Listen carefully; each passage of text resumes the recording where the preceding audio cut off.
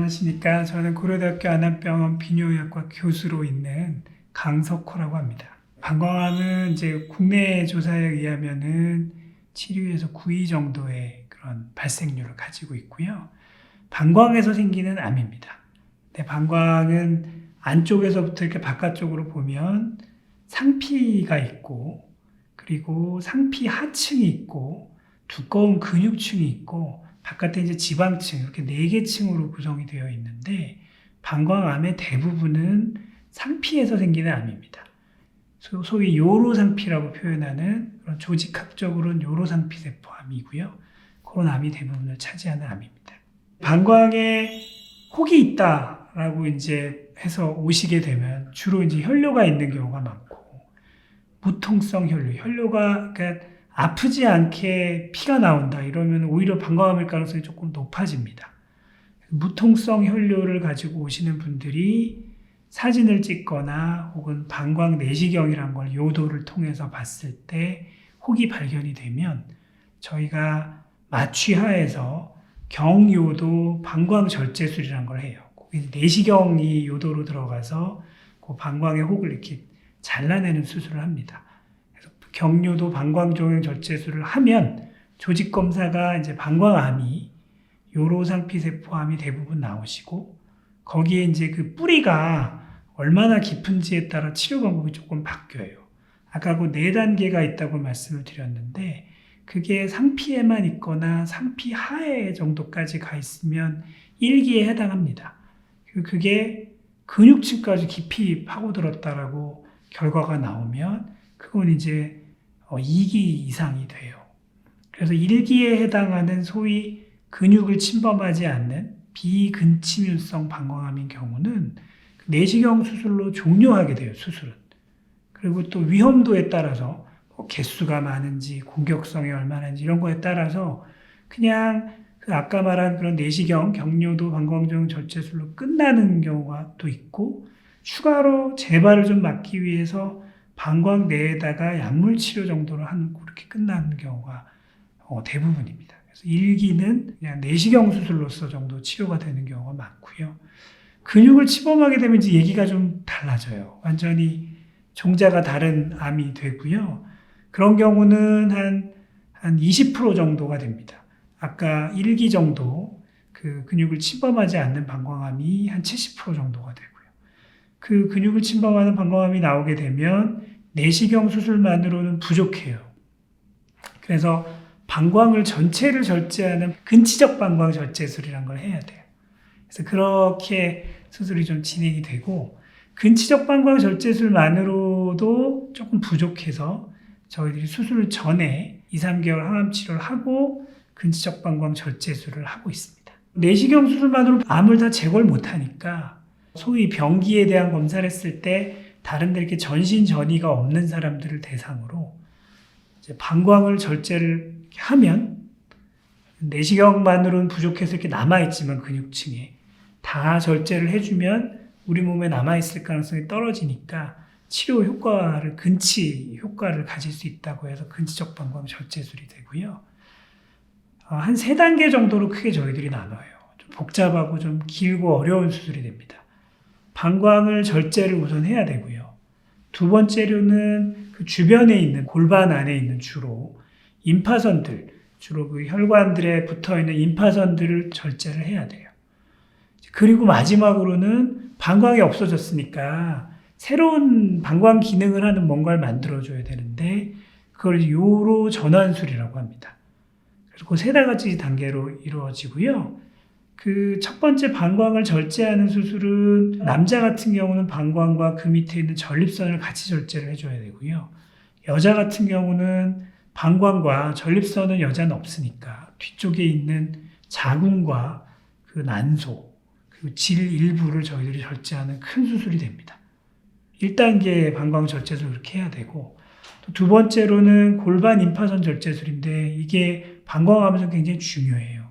왜냐하면 보통 다른 암들도 일부에선 진단 목적으로 임파선 절제술을 해야 되는 경우가 있는데요.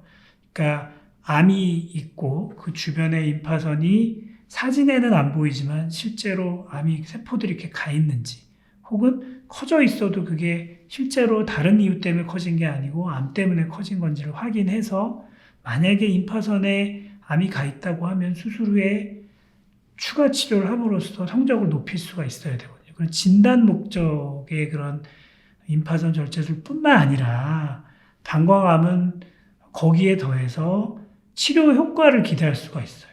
임파선 절제술 자체만으로.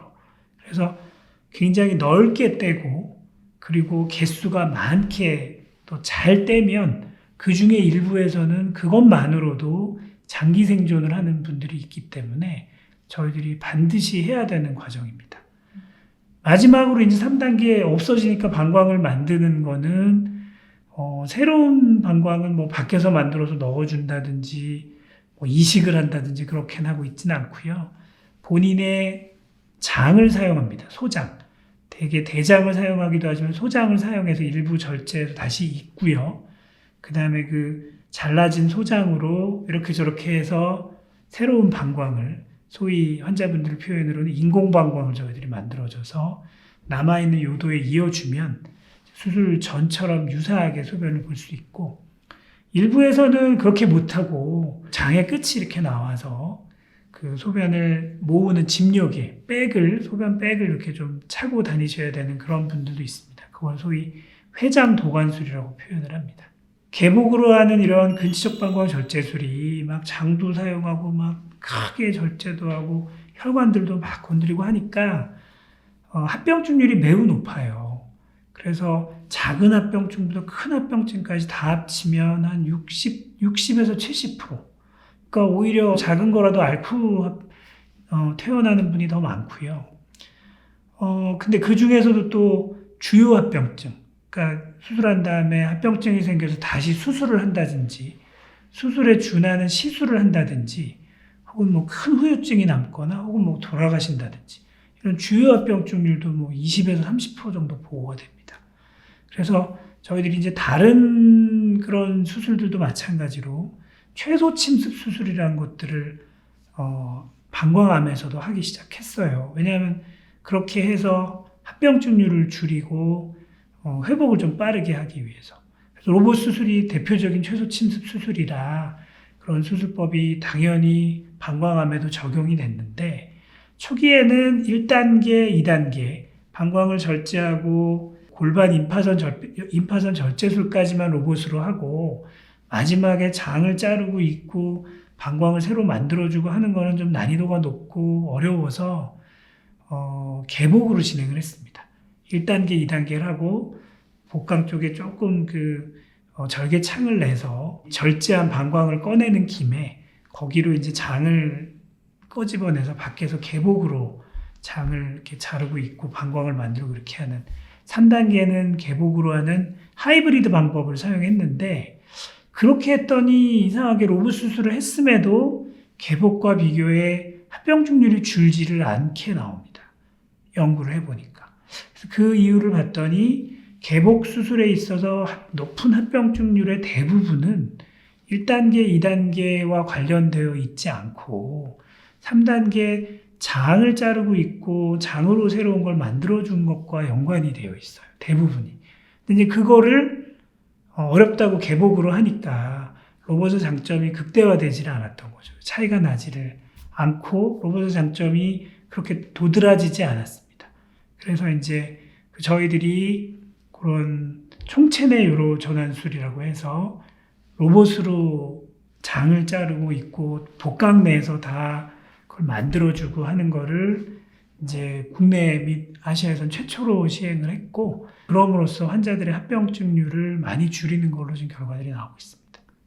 이제 환자분의 회복과 합병증률에서 로봇이 장점이 있다고 보여집니다. 장이 이제 대기에 노출됨으로써 오랜 기간 동안 노출됨으로써 장이 막 붓고 장에서 막 체액들이 많이 빠지면서 우리 몸에 밸런스가 안 맞아요. 수술 후 초기에 환자분들이 몸이 힘들고 또 장운동이 또 잘 안 돌아와서 가스도 안 나오고 오랜 기간 동안 못 드시고 이런 기간이 긴 게 가장 큰 문제인데 그런 부분들이 복강 내에서 체내에서 그런 걸 함으로써 굉장히 많이 빨라지고 환자분들이 편해합니다. 그래서 결국은 환자분들의 회복도 빠르고 나중에 수술 후에 삶의 질도 좋아지고 기능적으로도 좋기 때문에 환자분들의 어떤 만족도가 훨씬 높습니다. 국내는 물론 아시아에서 최초로 총체내 유로조란술을 하고 지금 250내 가까이 지금 진행을 해서 가장 최다 경험을 보유하고 있어서요.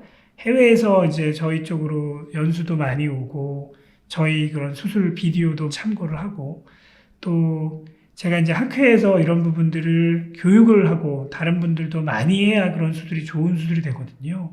저만 한다고 뭐 좋은 수술이 아니고 다른 분들도 같이 잘할 수 있게 저희들이 이제 처음에는 고생을 했지만 지금은 굉장히 빨리 잘하고 있는 팀워크나 그런 팁들을 지금 그런 라이브 서저리라든지 아니면 학회에서 하는 그런 강의들 그리고 연수생들 그리고 제 비디오들을 많이 프리하게 자유롭게 접촉할 수 있게 제공함으로써 그런데 좀 저희 기관이 기여를 하고 있고요.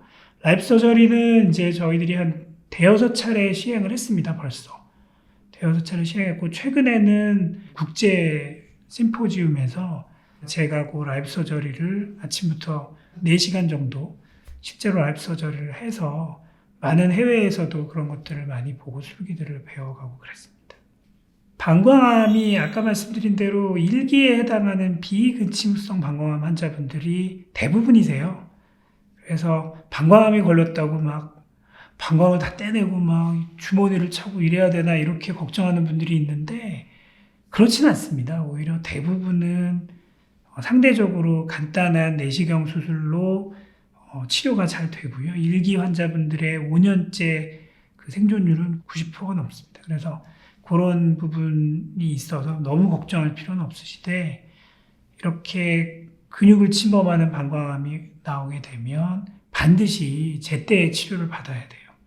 1기에 해당하는 그런 비근침입성 방광암과 근침입성 방광암은 완전히 달라서 제때 치료하지 않으면 굉장히 2, 3년 내에 굉장히 빨리 진행을 하고 돌아가실 수 있는 병입니다. 생명과 연관이 있어서 그때는 빨리 저희들이 제대로 된 치료를 해야 되고 제대로 된 치료는 수술 전 항암 치료를 포함한 근치적 방광 절제술이 지금으로서는 표준 치료입니다. 그걸 반드시 하셔야 되고 다행인 건 이런 로봇을 포함한 이런 술기들이 많이 좋아지고 있고 그럼으로써 수술 후에 걱정하시는 요실금, 발기에 관계된 부분들도 굉장히 많이 해소를 해드릴 수가 있고 또 인공방광 조영술 같은 걸 통해서 주머니를 차지 않고 수술 후에도 유사하게 소변을 봐서 삶의 질을 유지해드릴 수가 있기 때문에 그런 부분에서 적극적으로 치료에 임하셔야 되고요. 그리고 또 한 가지는 이제 저희 수술도 발전을 하고 또 방사선 치료도 발전을 하고 약물 치료, 방광암에는 또 면역 치료라고 새로운 치료가 나왔거든요. 그런 여러 가지 약물 치료도 나오고 또 유전체 분석을 통한 그런 프리시즌 메디슨, 환자한테 맞춤화된 치료를 환자한테 제일 좋은 치료가 뭔지를 이제 선택할 수가 있게 되는 시대가 와서 곧 환자분께 아주 최상의 그런 치료 결과를 낼 수 있는 그런 시대가 올 거라고 생각이 됩니다.